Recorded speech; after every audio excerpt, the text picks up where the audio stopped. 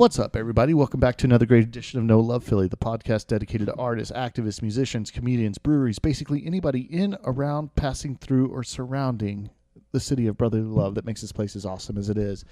Today, I caught up with Dick Rubin of Minka. What a fucking blast, man. We talk about everything from the videos that they're fucking releasing, playing shows in New York. We talk about fucking getting lost in the fucking woods. Seriously, dude, homeboy went out into the woods for several days, like at a time. Well, not at a time, but here and there. And fucking, I guess, found himself? Is that what you would call it? But that's what he did, man. And he came back with a new hymn, totally different, revised, totally Buddha, still egotistical hymn. And yeah, man, they're fucking, Minka's playing a show, a carnival. Not just a show, it's a fucking carnival with all kinds of crazy shit. Minkettes are going to be there. There's possibly even going to be cotton motherfucking candy there.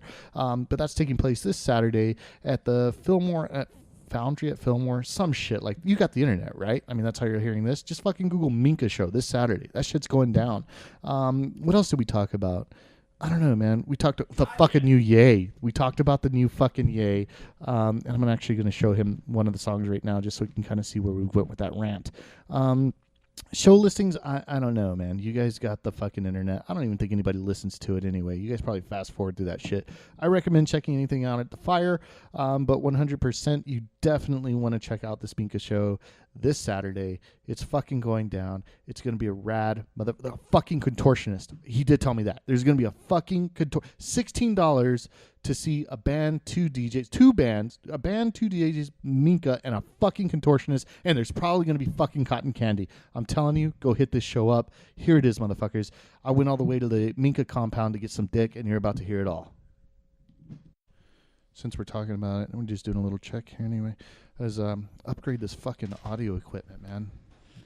Need some shirts. This isn't top notch enough for you? Fuck no. This is a Radio Shack mic. I mean, it's been doing the job. Don't get me wrong.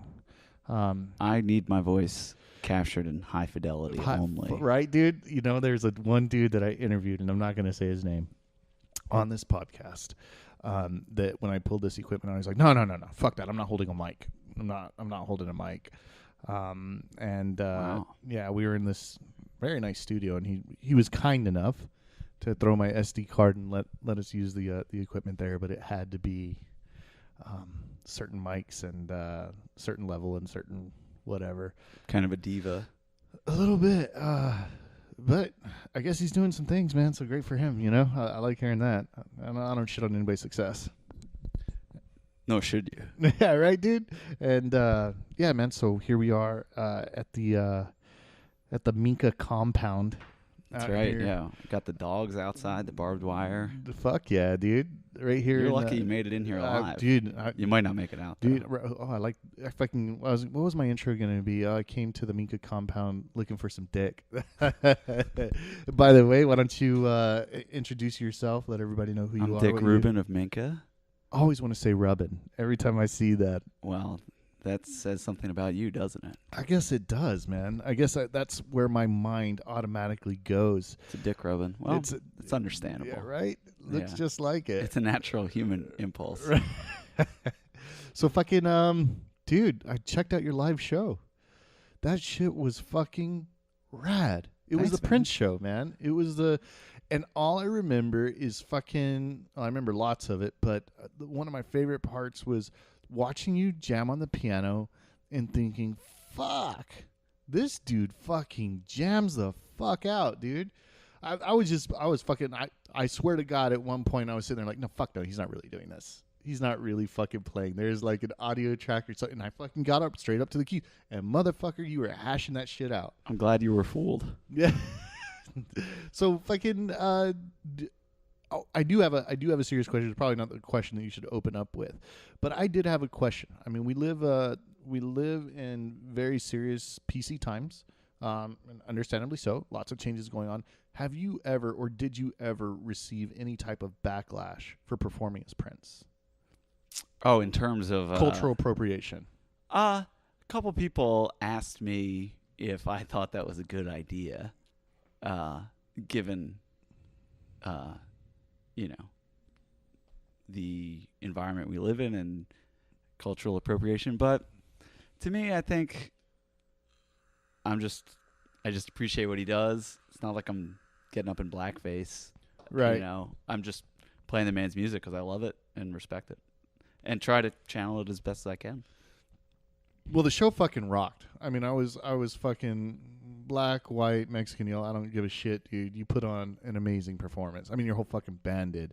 And Thanks, and that's what I would hope people would take away from it. Dude, you had people dancing, singing. It was a fucking party. And like, you go to shows. I go to shows, and people stand around. You know, they kind of get into it. But there, it was just, I don't know. It was, failure of it was a fucking carnival. It was people just like letting fucking loose, not giving a fuck about what happened during that day, not giving a shit about what's happening tomorrow. They were literally stuck in the moment, and it was such a fucking rad thing to see. So I wanted to let you know firsthand that I really, really appreciated that and Thanks, getting man. to experience that. Everything you said is really lies at the heart of what we're trying to do.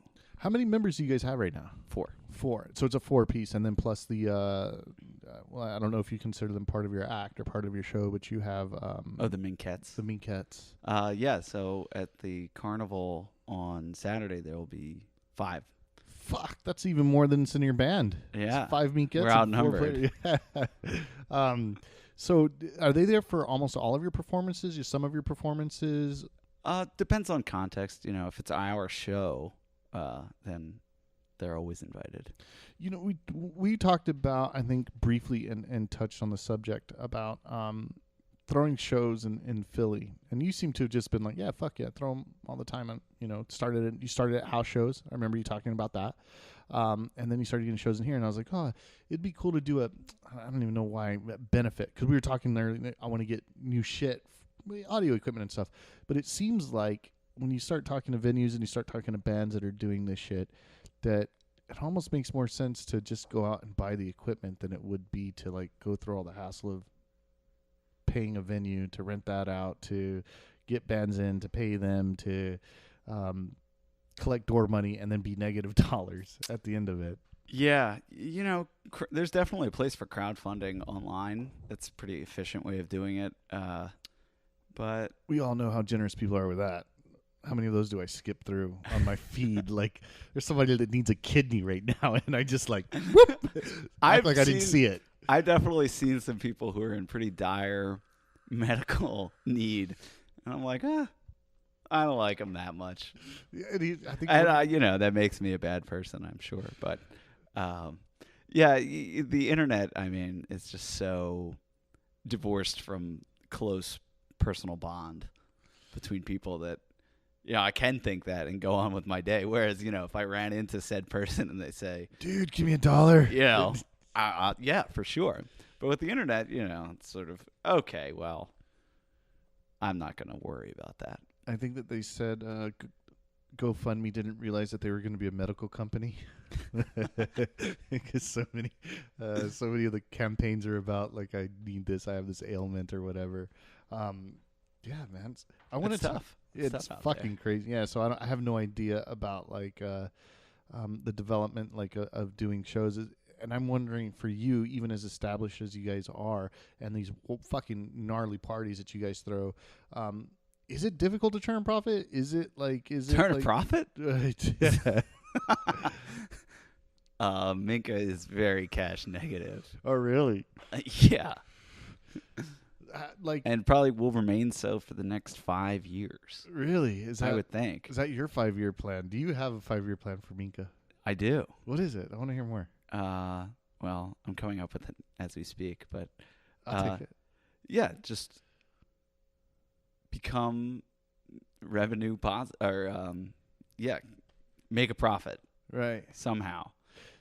And I think the only way to do that is by touring. I mean, you might get lucky with some kind of placement on a show or something, licensing wise, but for the most part, you just have to grind it out and play a million shows till you get enough of a fan base where you can sell enough tickets that it offsets. Are you doing that? Are you guys touring? Do you have the ability now to like actively tour? And we're starting to. Really? Yeah. Where have you hit so far? We played the 8x10 in Baltimore. We hit the Chameleon Club in Lancaster. We played Come On Everybody in New York. So regional stuff so far. What's been I've seen the response in Philly. What's it been like in other segments of the East Coast? Like how do people respond to it? And do the meatheads go with you on that as well? Not yet. Okay. That would be a goal. Okay. To have Part of the 5-year plan. entourage. Yeah. And we'll have the petting zoo eventually as well. Tell me about the petting zoo. So we're gonna have llamas primarily, but also. Are you bullshitting me or are you being for real? For real. My neighbor has some llamas. I'd love to take them on Shut tour. the fuck up. All right. Okay. So 5-year plan. We're going to take the meatheads and we're going to have llamas. All right. I love this. I need to write this shit down. I'm going to fucking write this shit down and take it to Bank of America and ask for a loan. Yeah. It's definitely the next great big idea in our culture. That would actually, if I did video, that would actually be one of the best fucking segments that we could possibly do. Write this ridiculous fucking business plan about taking Mika out on tour. Llamas, meatheads, the whole shit. Fucking That's a good idea. Pitch that, like, film the whole fucking shit. Film going into the Bank of America, filming their response when they open this fucking shit up. And it's like, what? Meatheads and llamas? What the fuck are you talking about? And then they sign on the dotted They line. sign that shit, right? That'd be awesome. So the reception, what's the reception been like? Well, we played in New York and it was fantastic. It was a full house and it was and it worked because the other band was great and they are close to us on an aesthetic level. So it was a good fit and that made a huge difference. And other places we played, sort of a mixed bag. The people who were there generally really like it and dance, but it's just sort of, how do you build a fan base out of nothing? In Philly, we did it by just playing 1 million shows. There aren't enough hours in the day to do that in every market. Right. So it was eye-opening and not unexpected, I think. And it speaks to what do you really need to succeed? And that is either a huge amount of time to tour and play 1 million dates, or B, preferably a hit, which we don't have yet. A hit. Come on. You need one. You just need one. All right. Sorry, I'm writing down things that I realized that I wanted to ask you as I'm talking to you and we're cool. doing it. So, speaking about shows, receptions, you guys played a fucking wild show. And I saw this briefly after I interviewed you the last time. You guys played, and you'll have to remind me the name. I know you were fucking stoked about it because you even posted, "Oh shit, this is happening." It was a hip hop group. It was. Oh, Flint Flossie. Oh, fuck yeah. Tell me all about Flint Flossie, dude. I want to know tell me, just fucking talk about it. Well, talk about, it's not cultural appropriation per se, but I just saw some of his stage antics and I'm like, I could not get away with that. I'll just leave it there. Hip hop is a different genre. And it was awesome. I mean, he got a lot of audience participation on stage, female audience participation. Tell me the bit. Yeah, he was getting after it, man.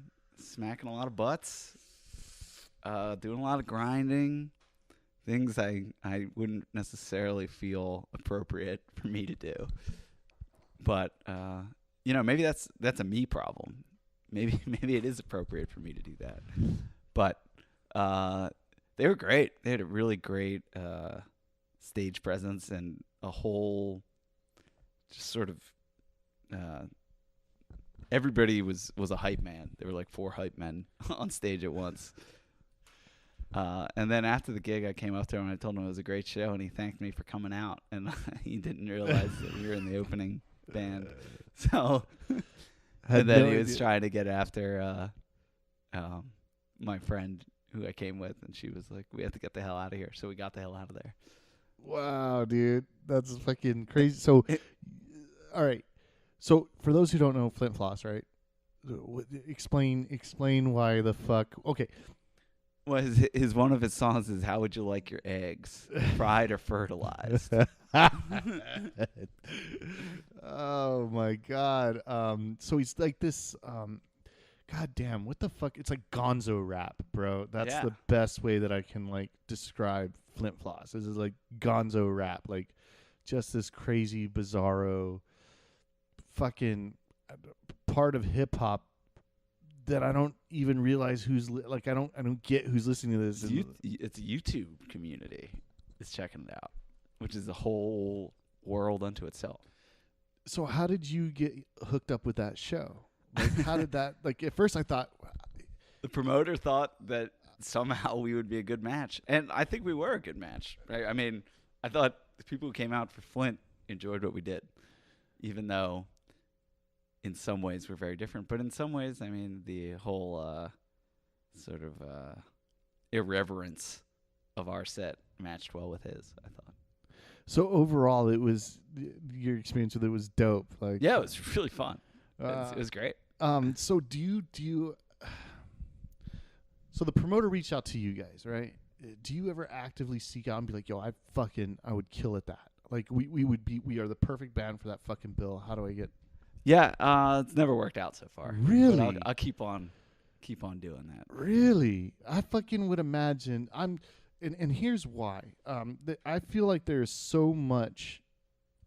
You guys put so much into what you do. This isn't just like the band that like gets together on Thursday nights and does a little hour and a half practice and I don't know what you guys do in practice, but the average band practice is smoke weed, drink beer, play for an hour and a half, go home to your wife, and that's it, right? Maybe book a show. But I feel like you guys put so much time, effort, and thought into almost every little aspect of what you guys do, from the songs, which is the end all be all, really, when you look at it, is does that shit hit? But then we talk about like costume design. We talking about like, not necessarily, I don't know, I guess costume design is a wardrobe, right? Like, what the fuck are we wearing? Like, is this shit gonna be dope? Like, we gotta wear dope shit tonight. Down to like, what's gonna be happening at that event? Like, what the fuck are we gonna do? Like, crowd participation. Like, what I just feel like there's so much that goes into that there would be some fucking promoter somewhere that would be like, oh yeah, these guys would be dope for AWOL Nation. Like, how the fuck? Well, I mean, we do get asked sometimes, but as far as us reaching out and saying, I want to open for Sting, it just hasn't worked out yet. Yeah, I think that's probably a long shot. I guess I'm thinking like, I don't know. I just feel like there's so many opportunities for you guys to do that. Getting back to like this idea of everything that goes into everything that you all produce and put out, where is that coming from? Like, is this a collective, or how do those things transpire? In terms of fucking literally everything. The decision making. It varies based on what's the context. For video, sometimes, if I trust the videographer, I'm just going to let him do his vision 100%. And I'm not going to even suggest anything because I don't want to affect the purity of his motives. But if it's songwriting, if I say had the idea for a song, I'm going to really go as hard as I can to make sure that the spirit of the song remains intact, no matter what changes or producers we're working with, whatever. But it's a lot of give and take, I think. But usually, good ideas are very simple, and once you have the idea, it's all about execution. Really, say with a carnival, for instance, it's like, okay, why the fuck wouldn't we throw a carnival? So, what would you have at a carnival? All right. Think of some circus freaks. Oh, I'd love burlesque dancers. Oh, I'd love face painting. A cotton candy vendor. Have you guys had that? Trying to get a cotton candy vendor. That'll be another question. We'll get to that later. Just keep going what you're saying. But just sort of the best ideas are simple. And once you have them, it's about just taking the ball and running with it. It's crazy. So, all right. You touched on something that I thought was important and something that I want to touch on. Who the fuck is producing those videos? Depends. I've worked with a couple different videographers who are really good. All right. fuck, there's so much I want to ask you that it's like, all right. Well, I'm which trying videos are you talking All right, okay, about? so let's talk about the dream video. Oh, that stuff. Yeah, I'm working with Joey Krulak, who's part of Plug and Rewind, our management, who we just sat down and we've been coming up with video ideas and just sort of. We did 3 videos in one day. We just kind of because it was like, what's the idea? Oh, the concept is I'm just going to spout my philosophical musings, and we're gonna film me just doing what I do during the day. All right, let's talk about philosophical musings. When I heard that, the first thing I thought is that sounds like something that somebody would say right out of a DMT trip. I've been on my own DMT trip for about 9 months or so. Right, tell me more. Well, yeah, I guess it. I don't know when the last time we talked was. When do you remember what month it was? I'd say 9 months. Yeah, something. Well, I've kind of I retreated off into the woods for a while, a couple months, and just sort of sat with myself and really tried to get in touch with the inner self, and had a lot of revelations, a lot of visions, and I feel like I'm a new man, really. And so, yeah, all the things I say in those videos are just sort of things I think about. All right, so if you're being honest about that, what did you take from that? What did you take from that experience? Well, it's a continuing experience. Okay. I still meditate a couple hours a day. But you're out of the woods now. I am out of the literally, woods, yeah. literally speaking. Yeah, What no, did you true. take from that journey there? And And how long did you really stay in the woods? And was this like a cabin? Was this like? it was Was it like you would come back during the day and go back? yeah, it was during the day. I wasn't like camping per Okay. se, but I would spend from 8 a.m. to 7 p.m. out there just sitting, and I probably sat there for about 5 weeks, So you did that for 5 weeks. and then I took it inside because it got too cold. Okay. But I came So to that a must lot have. of. I'm assuming that what you're saying is 100% true. Oh, it is. So that must have been right after, like just a few, maybe I'm guessing 4 weeks after, 5 weeks after we talked. Probably, yeah. Because then that would have brought us. You're talking 5 weeks. That would have brought us closer to. Yeah, closer to winter or fall when it started getting cold. Yeah. I know that we spoke in summer, so that must have been. Yeah, it was in. I guess it would have been 8 weeks to probably closer that after that you were just like, so what happened? You were just like, fuck it. Well, I was in. My brother is Hasidic, and I was in synagogue with him for Rosh Hashanah, and I don't speak Hebrew per se.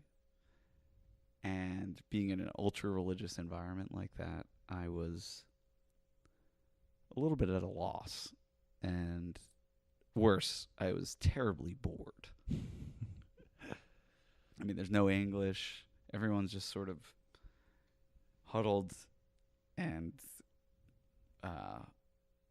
very insular, working with, as you should be on a day like that. But I'm just standing there like, when can I get on my phone? And I realized after a couple hours that, it was a me problem. That I was clearly not comfortable with being alone with my own thoughts. And if I really wanted to create that which I know I'm capable of creating, but always struggled against some invisible resistance, if I was going to be able to get in touch with the core of my being, I would have to explore that a little bit.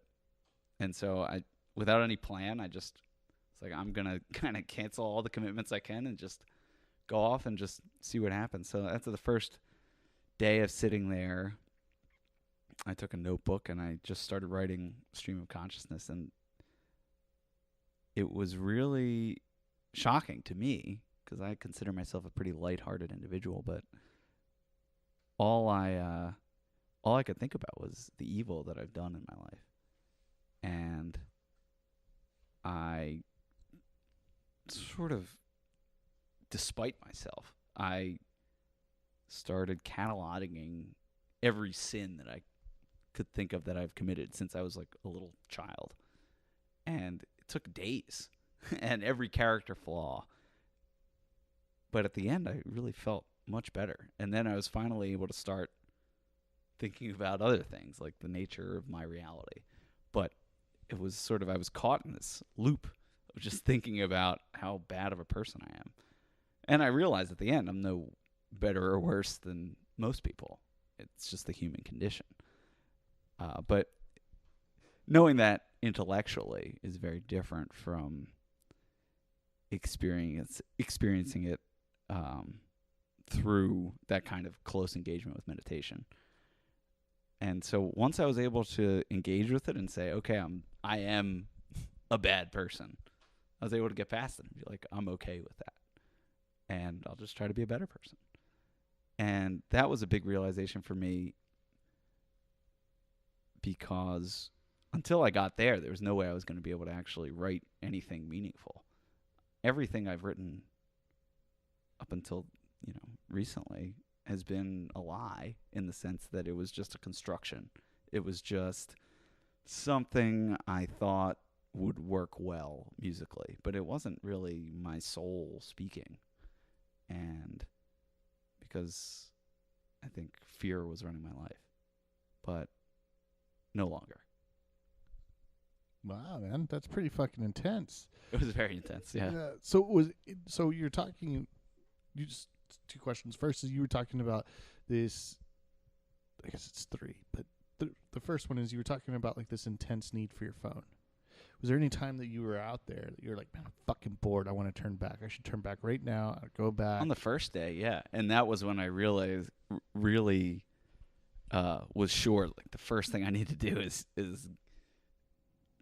leave my phone at home, get off Facebook. And I stopped watching the news. That was a big news junkie. So completely tuned out from that. And then you come back and there's all this crazy shit happening. But I'm still tuned out. All right. And I'm happier for it because I can't affect it. At least not right now. I have to figure myself out first. And there's still ways to go. I stopped looking at porn. That was big for me. And just kind of refocused a lot of my life. And I thought that I had both feet in music before, but I realized I really only had 1 foot in, 1 foot out. I had so much of myself was just caught up in, I don't even know what, just the stuff of ordinary existence, but it's not necessary. So really just kind of trimming the fat and getting to core essence has been my mission. I think I've done that pretty well, but there's always farther to go. But I've been, for instance, sex was a big part of my life for a very long time. And so I've been celibate since November. And it's definitely a different way of living and not permanent or sustainable. But I don't think that's good for you. No, but it's good for me right now. Yeah. I have a clarity that I've never had before. And it's not that I'm suppressing sexual desire. I have tons of it all the time. And when I'm surrounded by people of the opposite sex, I mean, it's really like starts to dominate my mind in a way that it never did before. But it's a sacrifice I'm willing to make for right now. Huh. Wow, man, that's pretty deep. I don't know how much of it's true, but it's pretty fucking deep. It's all true, baby. Wow, man. So I guess the other part is that this seems to kind of be almost it's definitely a spiritual experience for you, right? Do you attribute that to being there in the synagogue with your brother? I mean, do you attribute that to your faith? Do you No. Are you a faithful guy, or do you kind of look around and like, don't know if I buy this, or are you cynical at all towards it, or what are your thoughts? I would say that I was always a skeptic growing up. Whenever I'd be in a religious situation, I would think to myself that I wish I could believe, but it's It's not part of the fiber of my being. It's not part of how I look at things. And I've definitely recently been able to reassess that, and I think I'm much more spiritual than I ever allowed myself to be. I think before I was too egotistical to allow myself the opportunity to be spiritual. I thought I was above that. But I don't think that way anymore. But I don't think I have the answers either. I would say it's a work in progress. So that was the other portion, the other part that I was going to ask. After that stint in the woods, did you walk away with less ego? I think so. But my goal isn't the destruction of ego either, because that's not possible. It's more being comfortable with being an egotist, as we all are. I love that. So it's not I didn't lose my ego. I just became more comfortable with my ego. Yeah.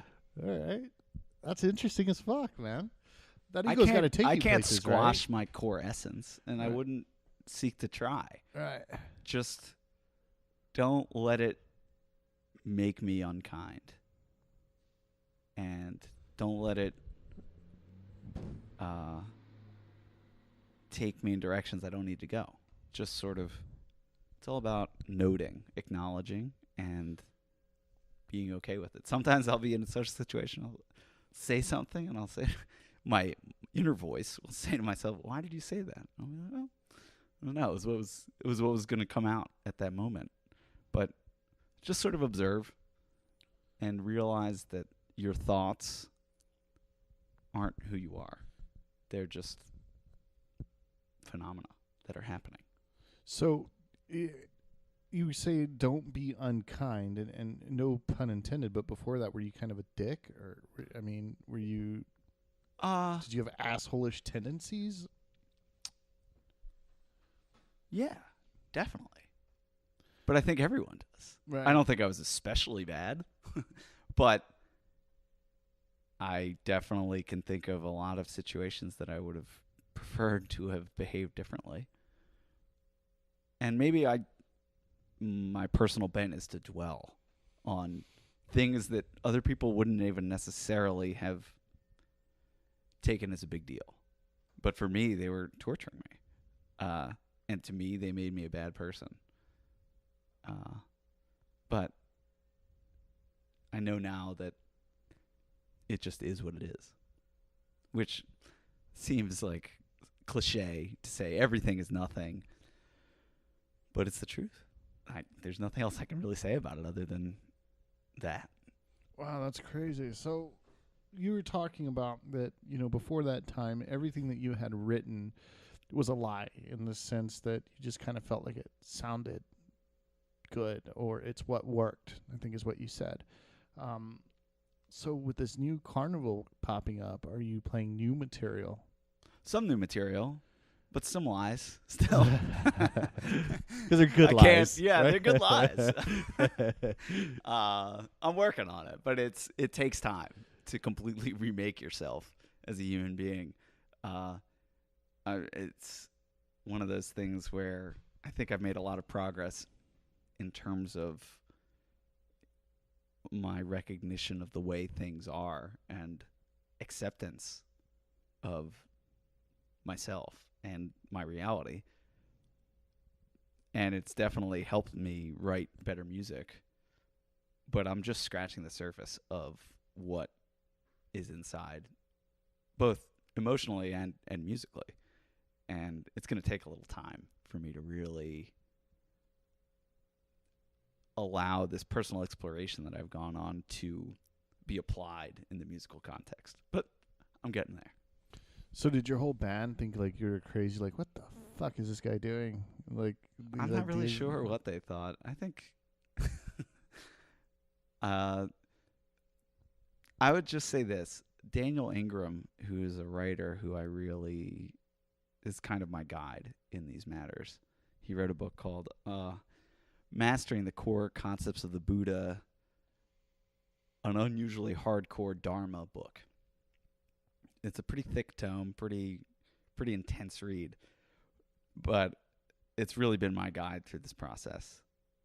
And something he says that always cracked me up a little bit was that people are really interested in the idea of getting enlightened, but they're not particularly interested in the idea of you specifically getting enlightened. And I'm not saying that about anyone in particular, but it's just sort of whenever I go to tell someone about an attainment that I just had, say a jhana state I just achieved, or just some little nugget of understanding that I have about perception or something like that, I can always tell the other person's eyes are just kind of glazing over as I'm talking about it. And I realize I sound like an idiot talking about it because words are so limited, and maybe other people are better with their words than I am at describing these things. But at least me personally, I can't really express what I've felt all the time. So at this point, it's really I'm just on my own in this exploration, which is the only way it can be, I think. Well, and yeah, I wonder if I guess so. Me with not being as enlightened, right? You coming up telling me that, I'd be like, okay, fucking. There's this. I wouldn't blame you. There's this self-righteous asshole. He's really into himself now, isn't he? Look at how fucking enlightened I am, right? Exactly. And that's just how it is. Yeah, good for you, fuck. I would really love the opportunity at some point. Although as much as I enjoy your company and getting to speak with you, but to be able to speak to the whole band, 'cause I just feel like that would be a really great, awesome, I feel like it's definitely different than talking to just me. Right, like a great vibe. Yeah, man. So I would really appreciate that. But getting back to the music that you're putting out now, what are some of the truths that you're speaking about? What is some of that content? So the new EP we'll be coming out with in the early fall. It's I wrote the tunes right as I was in a relationship, and I realized that it wasn't fair to either one of us to remain in the relationship. As I was kind of, as I say, exploring the inner self, certain things become really obvious to you that you were running from and hiding from. And that was one, that I'm not in a place where I can be in a relationship with anyone, even though I loved her very much and still do. But it wasn't fair to either one of us to keep going with what we were going, because time is limited and I was wasting hers. So the record is all about that. Oh. So we broke up, and once I explained where my head was at, it was very much a mutual thing, I think. It was sort of like, well, we had a lot of fun, and sorry it couldn't work, but c'est la vie. And it's easy to say that intellectually, conceptually, but then no matter how enlightened you think you are, you still are subject to your emotions. And I would sit and I would meditate and I would say, okay, I'm just trying to think about some core Buddhist concepts, and all I could think about was her. And the only way for me to get past that, beyond, engaging with it in those moments, was really to write some music about it. I thought, and it worked, I think. I can think about other things when I'm meditating now, not just that. But so it was very cathartic for me. So the new EP it's very different than the old music. It's sort of quiet, intimate R&B.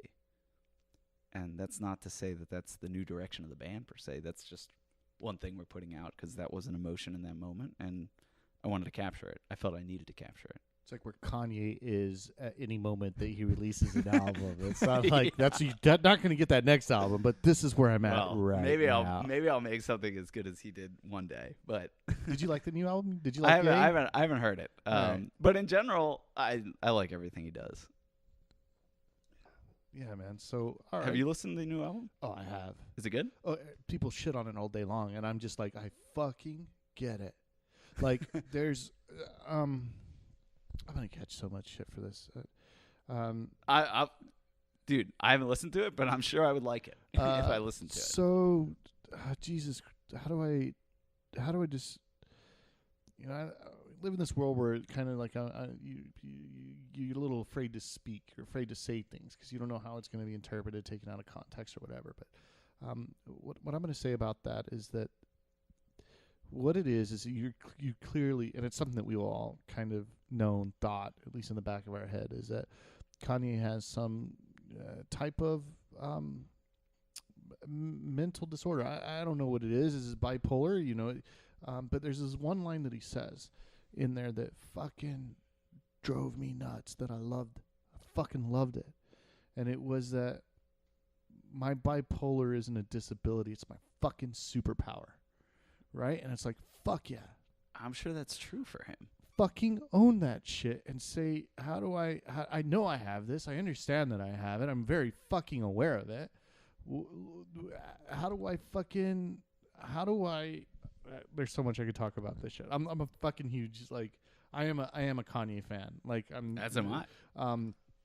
So there's a lot to talk about that on I guess that's a controversial thing to say now after his political comments. Right. Okay. So here's where it gets into it.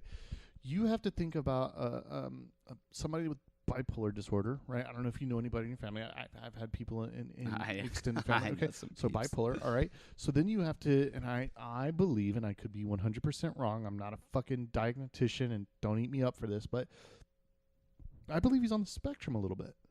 Like, I believe there's a little autism there, right? To go along with that bipolar. But let's just stick with the bipolar part of it, is that you have this guy, and what I'm doing is I'm piecing this album.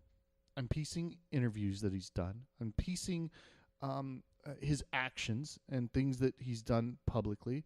And what I'm seeing, and what I'm getting out of it, as a writer, as an English major who's done analysis and analyzing all kinds of shit, is that each one of these little things is a fucking piece of a thought that he fucking has, and he's trying to get it out, man. He's trying to tell you what the fuck he thinks, which I believe is legitimately a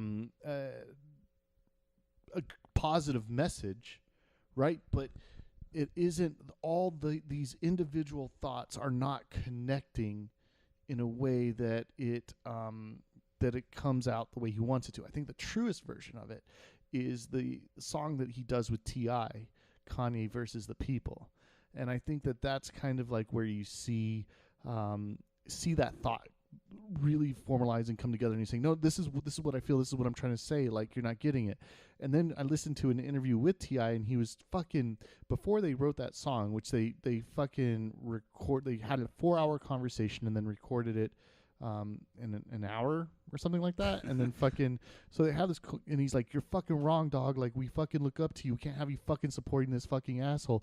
And he's like, yeah, man, but when I support that asshole, when I wear that Make America Great hat again, fucking think about that racist motherfucker, he's got to be fucking pissed, he hates black people, and I'm over here fucking sporting this hat, he's like, it's got to fucking bug him, and that feels good to me, you know what I mean? Like, I'm glad that I'm annoying that motherfucker, right? But then, he's sitting there and he's thinking, and of course, he's putting these thoughts together. And he's like, well, Kanye's like, maybe if I change something like on the hat, like a word. And T.I.'s like, yes, that's exactly what the fuck you got to do. Do that. And he's like, nah, man, because you know what? That's not really driving my point home. And so, like, I feel like he's got all of these little fucking micro thoughts that he's trying to put together, and it's just hard for anybody with a mental disability of any sort. I don't give a fuck what I fucking have, what I consider undiagnosed ADD. My office fucking shirt thinks I have fucking ADD, right? But like, I understand that to where, like, you're trying to connect all these dots and they're just not coming together right away. And so I think that that's what that whole album is him trying to connect these dots and convey that message out to people. And I dig it. Like, and I'm not afraid to say that I dig it. I'm not afraid to say that I'm a fan of him even after all that crazy shit, because I believe that there's something else behind that. Well, to connect the two long conversations we've been having, I think Kanye is has a fragmented psyche. Okay. And I think, like you say, micro ideas, and they just kind of spring forth, and sort of it's just kind of trying to catch lightning in a bottle. And I got to get it out right now. I got to get it out fucking right now. It's on my mind right now. I got to say it. I think he would be well served by a couple months in the woods or in a national album or something. I think it would be really interesting to me to see what kind of thoughts he would have, not even necessarily musically. Just I would just like to hear what his thought process about himself would be like after a couple months or years spent diving into himself and not being afraid of what people might think, just sitting and thinking. Fuck, I'm afraid he'd kill himself if he did that. I'm afraid his thoughts would get to him. I think that's a risk with meditation, and that's why people don't do it. A lot of people I know have tried. And meditation or suicide? Meditation. Okay. But they initially they get the dark thoughts and they don't want to engage with them. They're like, what if I activate them? What if they become something I can't control and I do something terrible or I kill myself? And I mean, when I first started meditating, I thought about killing myself, not in a sense of I want to do this, but just the idea of ending my existence. It was almost obsessive because I was just existence or identity. Everything. I just wanted it to end. The pain of existence. Existence is suffering, and I have a different feeling about that. But go ahead. Well, that was where I was, right? And I definitely had those as dark thoughts as you can have. I had them. But you have to engage with them, sit with them, and then let them go. I think we're driven by fear to not explore them as deeply as they need to be explored. Like, why am I thinking that? Yeah. That's actually an exercise that I love doing to myself is that I believe this why. I feel this why. Always ask why. And then immediately almost taking the opposition of any point that I'm for and like fucking myself up all day with it. Well, what about this? What about that? What about this? What about that? What about this? What about until I can convince myself otherwise what I previously thought. It doesn't always work. But it's always that begging question of why? Like what is it that what makes me feel this way? What makes me tick? Right. And usually it comes for me, I think it. And I think for everyone, it comes down to maybe a couple core personality traits. If you really just keep asking, there's I can't remember the name, but there's a Japanese business philosophy that's basically the 5 whys, and it's just ask why 5 times, and you'll get to the root of your problem. Dude, I've heard that. And it might have been Toyota and it has or to something be, it like has that. to be 5 times. It's that exact number. That's at least with the maybe it's kind of like 6 degrees of separation. Right, on average, that's going to get you to the answer. And for me, if I'm saying, say I'm at a party and I take offense that someone didn't greet me in the way that I wanted to be greeted, and it sticks with me. And I'm saying, did I offend that person? Did that person not like me? Well, why am I worried about that? Well, maybe because I value that person's opinion. Well, why do I value that person's opinion? Because I'm insecure about my own sense of self and my own self-worth. Well, why am I insecure about that? And you just go down the rabbit hole and you get to a core part of yourself and say, like, I don't think I have value as a person, and that's the problem. And say, okay, I accept that. Keep rolling. Feel a little bit better about it. You don't solve it, but You're able to have another beer and be like, "Fuck it." Yeah, right? Like, exactly. It is what Exactly. it is, right? The more you can do that, the more practice you get, the more calm you find in your life, I think. So here's another one about Kanye, and only because you got me on the subject, and it's not. It's a something great that, subject. That He's a I've, great subject. Not it. He's a great yeah. subject. That I haven't divulged or heard anybody talk about, and I'm going to defend, and people are going to take it out of context and throw me into the bus for it, but it's fine. Newfound respect for Kim Kardashian.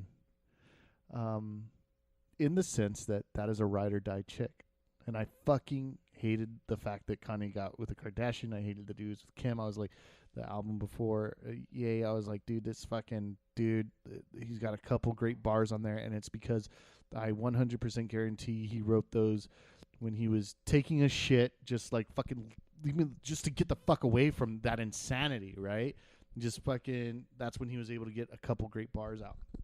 And, it just wasn't, not that my opinion matters. I shouldn't approve on anybody's fucking relationship, but it was just you're going to fuck this guy up. You know what I mean? Is kind of what I thought.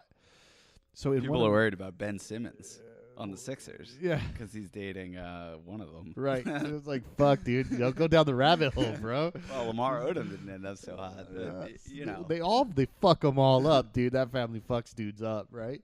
So Black Widows. Yeah, fuck. And so, and they're Armenian, right? They are. But I wonder, not to take you off track, but I wonder, I've definitely heard that they sort of eat men up and spit them back out. But why would that be? What about them as an entity or as individuals would do that? Cunningness. The ability to do it. Like, I don't know. I'd like to try. Not that anyone's offered me, I offer myself a as date tribute. with right? Kendall, or I don't know. I don't know any other names, to be honest with you. Aren't they all K names? I don't know, dude. I really don't. What I do know is that in EA, he says, my wife told me not to do that. Think about the money. Think about, like, when he said slavery was a choice. Like, she was like, dude, think about what the fuck you're doing. You're going to fuck the money up, this and that. And he, like, a whole song about, like, dedicated to any woman that stays with his man, any woman that stays with her man after he does this fucked up, like, stupid shit that she told him not to fucking do, and he did it anyway. All right. So then he does that. He does all this crazy shit. He's fucking supporting Trump. And what the fuck does this chick do? She goes to fucking Trump's office, and in a completely self-serving fashion, but still in solidarity with her man, if you look at it that way, to say, yo, I want my aunt freed. And who knows the golden ticket that she paid for that? Like, I don't know what that price was. I have a great idea for a short film about it, but who knows what she paid for that? But to stay true to her man, and quite honestly, self-serving principle of let's get my aunt out of prison, she did that. She stood by it and said, okay, this is the decision. This is the way we're rolling. All right, I'll roll with you. I'll go right up to the front door. I'll go in the house. I'll stand next to the man, and I'll say that this is what I want. And I don't know. For some reason, I don't agree with any of it. I think it's all horseshit. I think it's completely self-serving. But at the same time, did her aunt get out? Yeah. Well, then yeah. Then okay, I get it. And fucking trip out on this. After she did that, Trump became obsessed with pardons. Oh, wait, I could just fucking pardon anybody? Like, really?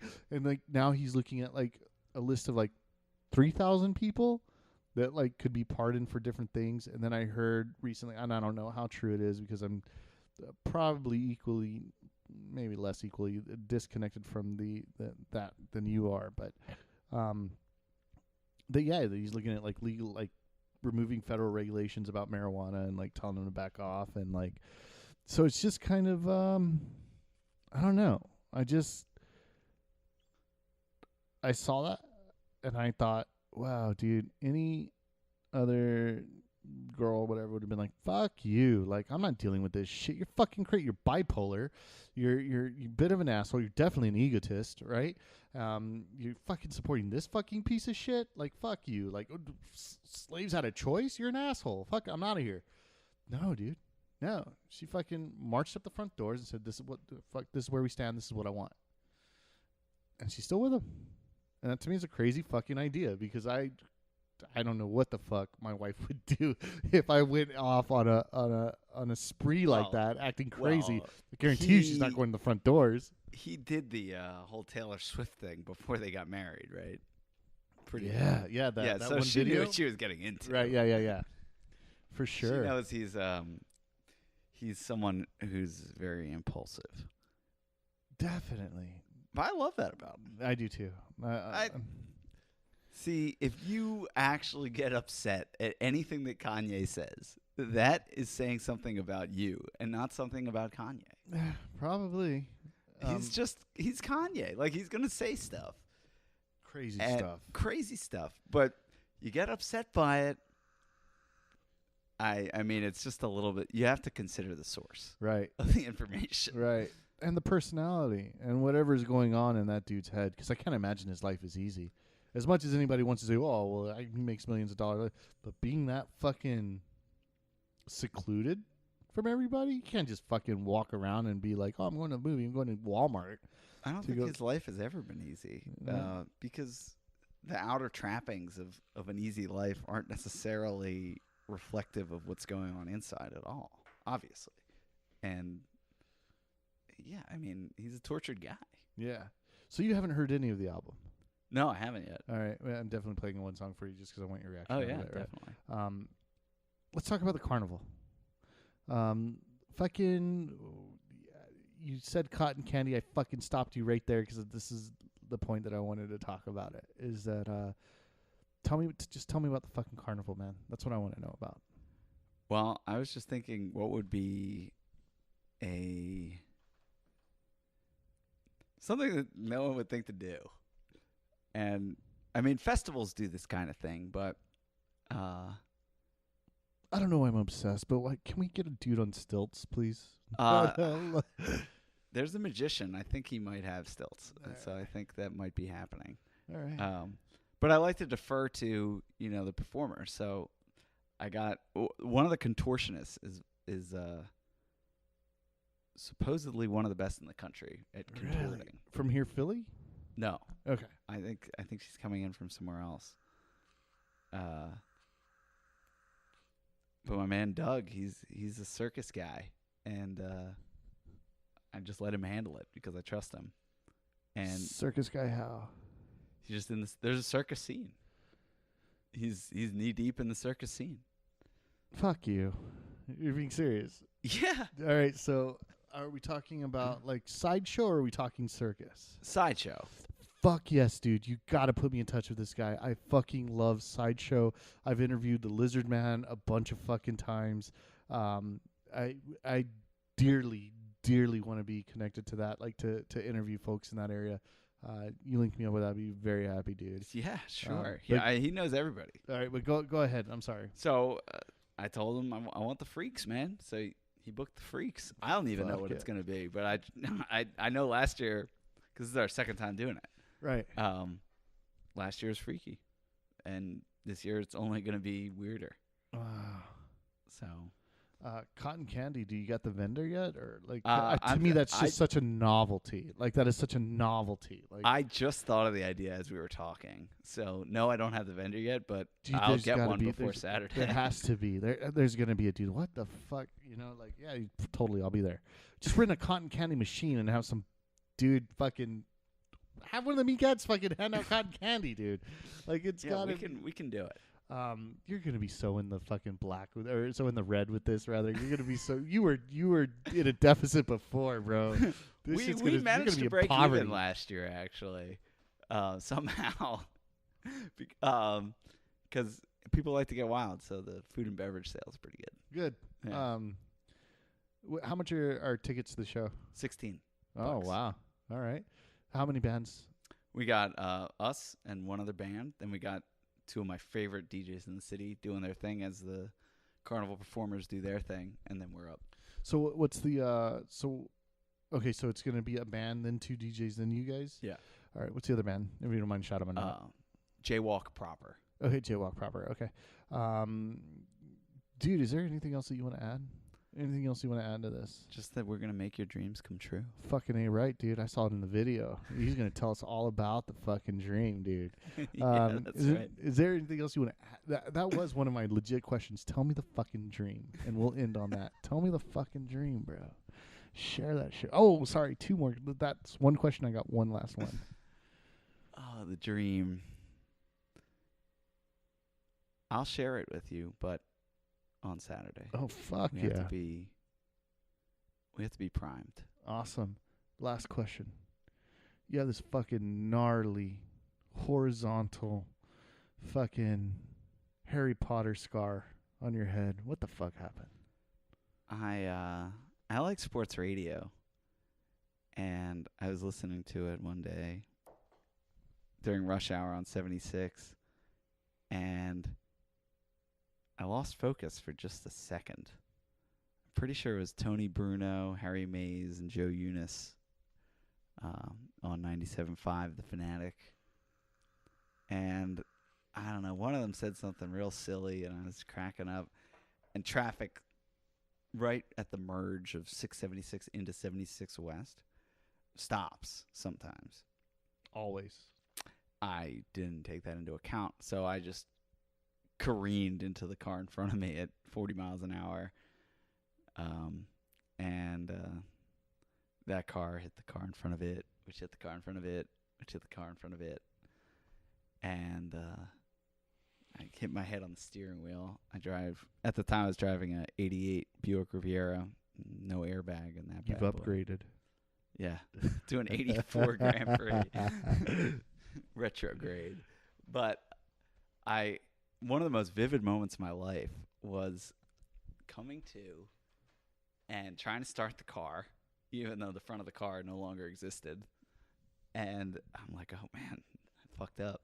And I get out of the car, and I don't know if sound just stopped or just that was my perception, was that sound stopped, and then it slowly faded in. Just a chorus of horns, the entire expressway honking at me as I'm just bleeding everywhere outside of the car, just looking at everybody and like, I'm okay. Nobody gives a fuck. Nobody cared. They wanted me to get out of the way. And yeah, it was pretty bad. Shut down the expressway during rush hour. I could see the news helicopter, the traffic chopper going. And yeah, I needed 35 stitches to sew my head back up. Fuck. But in a true Larry David moment, I refused the ambulance because they really charge you an arm and a leg. And you had super glue. As a true Jew, I couldn't stand for that. So I called up my friend who drove me to the hospital. So once all the the cops and the tow truck were gone, I was just on the shoulder of the highway for another half an hour, bleeding out. But my friend came and she took me, and I got sewed up, and I'm fine. You're a big sports guy? Love sports, dude. I'm once the Eagles won the Super Bowl, I said, I swear, if the Eagles win the Super Bowl, because I've never been a sports guy at all, that I will follow all Philly sports. Well, you missed the best story of them all. Tell me. The Eagles winning. Oh yeah. So, well, no, I followed that pretty closely. Okay. But, then you didn't I'm miss it. actually, and the Eagles are cool, but for some reason, and I don't know what the fuck it is, I'm a Sixers fan. Like You're talking to the right guy. Great. One day I want. In Hinkie we trust. All right. So he died for our sins. One day I want to go to a Sixers game with you because I just feel like it's going to be one of the really raddest fucking things that we do. So you won't remember it. But it'll be really good. fun. I like the sound of that too. Anything else you'd like to add, homie? Nah, man. This is great. Dude, it was great. You let me run my fucking mouth, which is always welcome. I'm a narcissist. Right? I can't help myself. Right? But I'm okay with it. Good, man. Thank you so much, dude. This was a fun interview, man. Sometimes I don't get to do these long interviews, and that's what I prefer. So it was Yeah, dope, and get I really into the do hope that nitty-gritty.